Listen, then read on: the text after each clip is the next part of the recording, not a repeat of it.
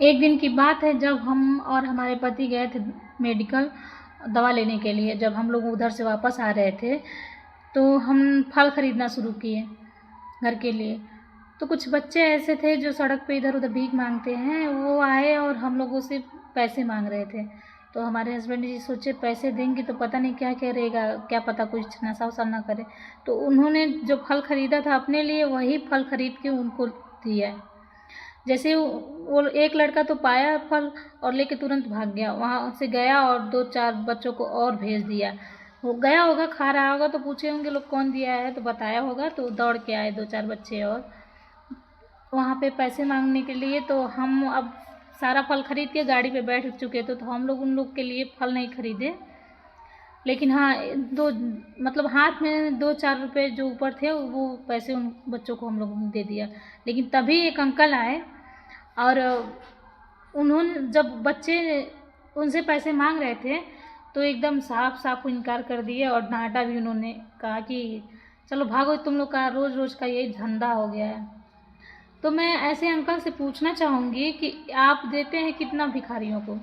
1 रुपये देते होंगे, 5 रुपये देते होंगे, या फिर अधिक से अधिक 10 रुपये देते होंगे। दिन भर वो सबके आगे हाथ फैलाते हैं बच्चे। लेकिन कोई ऐसा व्यक्ति होगा कि उनको भीख देता होगा? 100 में 2-4 लोग भीख देते होंगे, बाकी लोग भीख नहीं देते होंगे। ऐसी ही बात, कड़वी बातें सुनाते होंगे।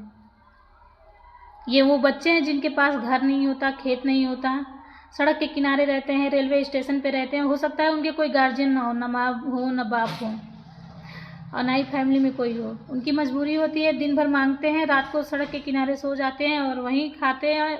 उसी पैसे से जो मिलता है वो खा लेते हैं। उनका जीवन यापन करने का और कोई दूसरा साधन नहीं होता, मजबूरन वो दूसरे के आगे हाथ फैलाते हैं।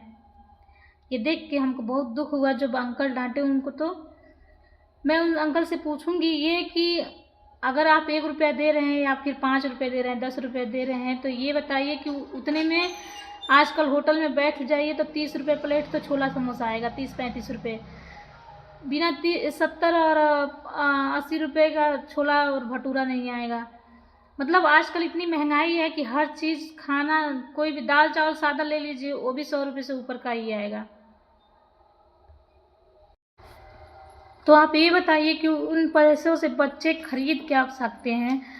मान लीजिए दिन भर में 50 रुपये या फिर 60 रुपये पा लिए तो उनका पेट नहीं भर पाएगा। तब भी अगर उन पैसे से अगर चाहे कुछ खरीद के हम पेट भर लें तो उनका पेट नहीं भरता। हम वो ऐसे अंकल से यही कहेंगे कि हो सके तो आप 1-2 रुपये दे रहे हैं तो ठीक है, दे दीजिए, लेकिन झल्लाइए नहीं। उन बच्चों पर बहुत ही बुरा असर पड़ता है। कभी कभी देखिएगा उनकी आंखों में आंसू भी आ जाते हैं।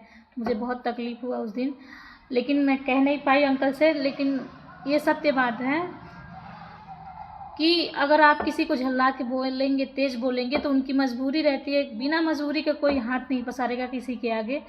चाहे ये मोबाइल में देखिए स्कैनर लगाते हैं लोग पैसे के लिए, बीमारियां हुई रहती हैं तो स्कैनर तभी जब जान पे बन आती है तब लोग स्कैनर लगाते हैं। तो ऐसे लोगों से मैं यही कहूँगी कि हो सके तो बच्चों को भीख दीजिए। अगर ज़रूरतमंद है तो 2-4 रुपये अगर दे रहे हैं आपका, तो आपका कम नहीं हो जाएगा, आपके पास है तो। और जो सोशल मीडिया पे स्कैनर लगाते हैं, जब जान पे बन आती है किसी को कि हाँ बहुत ख़तरनाक बीमारी हो जाती है, तब जाके वो स्कैनर लगाते हैं और मांगते हैं। तो हम आप लोग से यही कहेंगे कि नहीं देना है तो मत दीजिए, लेकिन किसी को दुत्कारिए नहीं, किसी को डांटिए नहीं, किसी को ऐसा मत बोलिए कि उसे इतना दुख लगे कि वो पैसा सांप की तरह, अगर आप दे ही रहे हैं तो खुशी से दीजिए, नहीं तो ना दीजिए, यही सही है। मैं उन बच्चों के लिए कुछ 2 लाइन बोलूँगी। तो अच्छा लगे तो मेरे वीडियो को शेयर, लाइक, कमेंट और फॉलो ज़रूर करिएगा। जिस उम्र में खेलना था वो हाथ फैलाने लगे, जिंदगी की बोझ को बचपन में ही उठाने लगे। किसी ने पूछा नहीं उनके सपनों का हाल, किसी ने पूछा नहीं उनके सपनों का, वो चुपचाप हर रोज अपनी आंसू छिपाने लगे।